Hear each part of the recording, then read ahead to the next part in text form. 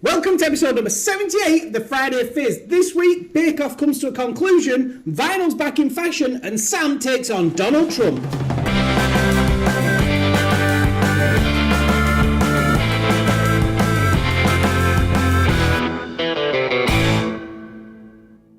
One thing, we had a competition last week. We did have a competition. Who won? I think I won that. Did I not? You can't win your own competition. Sorry. We've sifted through, we've thought long and hard about this process. It's been an incredibly tough decision, but we actually thought the funniest one, because it's probably factually correct as well, is our very own Lucky. 2 tubes of Smarties, 3 cans of lager, and a packet of crisps. That is Lucky's weekend sorted. Liquid breakfast. I've had champagne on me Golden Grahams. I am steaming. So what's been happening this week? We had the final of the Bake Off, did we? Yeah. That is stunning. Yeah. Eventually, after Prue Leith revealed the winner. Which is, how did she reveal it? She just tweeted. Apparently she's on holiday in a different time zone. So she tweeted it like Tuesday morning before the final on Tuesday evening. No way. Saying, bravo, Sophie. Sorry if anyone's not watched it. And gave the whole game away. She deleted it really quickly, which is obviously it's an innocent mistake. If she's on holiday, she's sat on the beach, probably smashed. And she doesn't realise that it's not gone out yet. So she deleted it really quickly, apologised. It's actually the idiots that screenshotted it and shared it multiple times. And every time someone tweeted saying, "Oh, I'm so glad I haven't seen the winner yet," one of these idiots replied with a screenshot of the tweet. So it's just Twitter, isn't it, going mad, and social media in general. Yeah. And I don't think it ruined it too much. And Channel 4, it's their record viewing figures in the last 5 years. Wow. Bake Off final. So it's pretty impressive. So it was a good steal from the BBC. Worthy investment, wasn't it? I think overall, like now the series is finished. Sorry. I think we can look back and kind of say it was, fans of Bake Off. Yeah. I don't think anyone would really criticise it.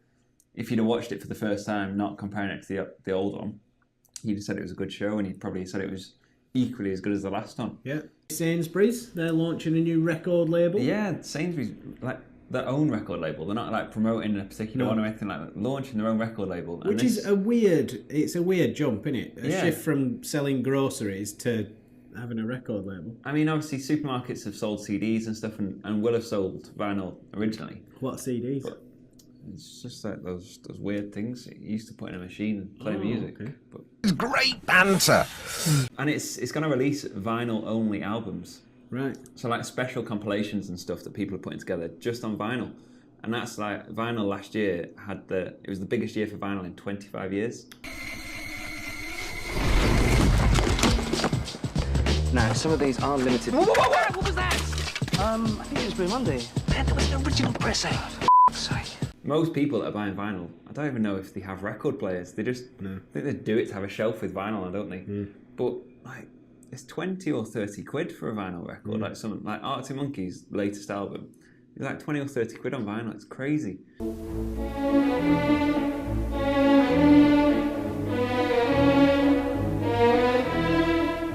But the thing is, right, as soon as vinyl, if it became popular again, it would then no longer be cool, and so it would therefore die off. Do you see what I mean? It's like... Yeah, as soon as it becomes mainstream, the people that think it's cool. Yeah, the people who are dedicated and hardcore, they say, well, it's not the same now, because everyone's got one. Yeah, I suppose. But anyway, fair play to Sainsbury's, thinking outside the box. It'll be interesting to see how that one goes. Yeah. I immediately regret this decision. Whilst we're on shops... Yeah, so this is it's a report from Deloitte, who reckon that this year, it was an American report, but they reckon e-commerce sales will outdo in-store sales this Christmas. Really? And I think, I mean, obviously, overall, people are still shopping on the high street, but the convenience of e-commerce, and particularly like even going into Burnley, like driving in, there's traffic, parking up, you're paying for parking, you're probably not going to find what you want. I don't think shop sales will necessarily ever catch back up or anything like that. I think e-commerce is, like you said, it's too convenient, too easy. But what I think shops need to do is to innovate and make it an experience to go shopping. Yeah. Look at what Bowl and Brewery's done. Yeah. James's place is over in Clitheroe. That is literally a hub for food lovers, isn't it? This is a company that's innovating and producing something new, and it's kind of bringing it back to retail. So they've got local produce in a food hall surrounded by all sorts of things to do.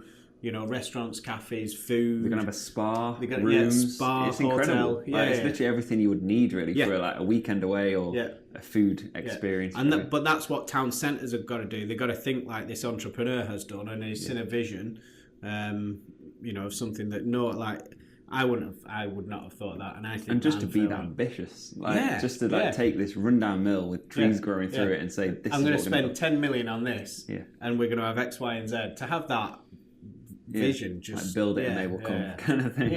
And they have. Padiham FC went viral this week. Did they? Yeah, for like the craziest minute of football ever.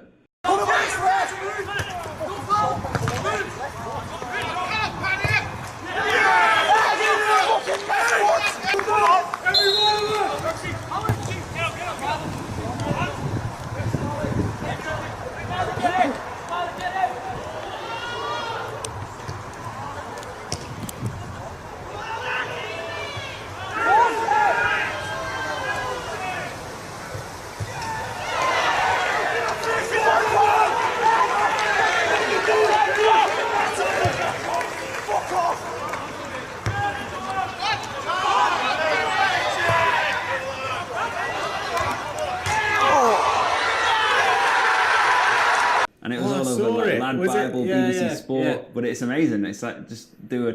I didn't know. I saw it, but I didn't know that was Padiham. Yeah. Drones.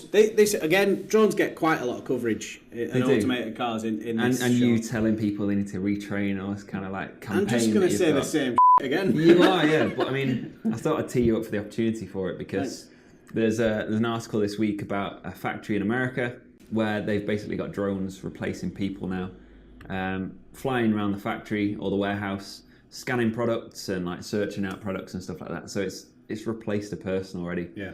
And it just shows that if big companies like that are already adopting it, everyone else can too, can't they?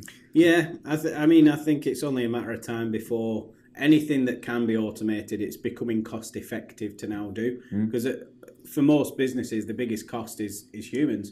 And if you've got a big physical operation, like a big warehouse or whatever, that means you've got a lot of people on the ground, and people are the biggest cost. And efficiencies as well. The issues with warehouse staff, you can imagine, like managing those people, replace them with drones. Health and safety going up, forklifts, just none of that. It just flies up. Yeah, easy. It's pretty impressive. But do you know what the key is, right? So everybody's saying, hardware, robots, automated cars, blah, blah, blah. The most powerful people in all of this isn't the people who make the robots, it's the people who write the software that run the robots. I came here to drink milk and kick ass. And I've just finished my milk. Anyway, on to a couple of light-hearted ones now. So, I'm not sure actually if it is light-hearted when you mentioned the guy's name. Bin Laden. Hilarious character. Terrorists is the craziest peoples. So the US government have basically released a shed load of information that they basically captured when they went and stormed his house. So they captured his computer and all this. And he had some very interesting things on his computer. Amongst all the stuff you'd expect, like documentaries about himself and plans for what they're going to do and all this and stuff. He had like films on it. So he had films like Ants. You're like, what the f***? Yeah. But then one of his YouTube history videos was the famous video. Charlie bit my finger. Charlie bit my finger. Ow, Charlie! Ow! And then another one. There's another dark character. Crazy dictators. And like Kim weirdos. Jong-un. So David Walliams dressed up as him. Yeah, I went to Jonathan Ross's party the night dressed as Kim Jong-un. Yeah. And I laughed when I saw it. But I can see why, it was a big controversy on social media because it's racist. Like, he painted his face. Oh, I see, right, okay. Like, did his eyes, and it's all this kind of thing. It is a bit dodgy.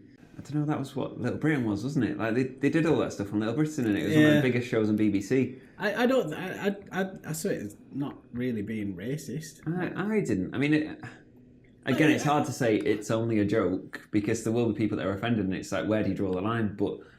And I think when you're mocking someone like Kim Jong-un as well, It's like... I know, you've got to draw a line somewhere, haven't you? Like, yeah. At what point do we have to feel sensitive to his feelings? Fine. Yeah, exactly. I don't think anyone cares about him, do they? So when it's him, I think we can get away with it. Yeah. It's like mocking Donald Trump. No one really cares. It'd be bullying in the workplace, but it's Donald Trump, so he's an idiot. Do what we want. I'm begging you. Puerto Rico needs your help. I hear you loud and clear, and you called the best person for the job. Trust me, I know things are, as the locals say, despacito. But then David Walliams also tweeted a screenshot of a text he received from Kim Jong-un just saying, it was hilarious, David, which is quite funny as well. So fair play, David Walliams. It got a few laughs as well as quite a lot of controversy. Thanks for watching. Don't forget to like, comment and share. And also, don't forget to tune in next week because it's going to be epic.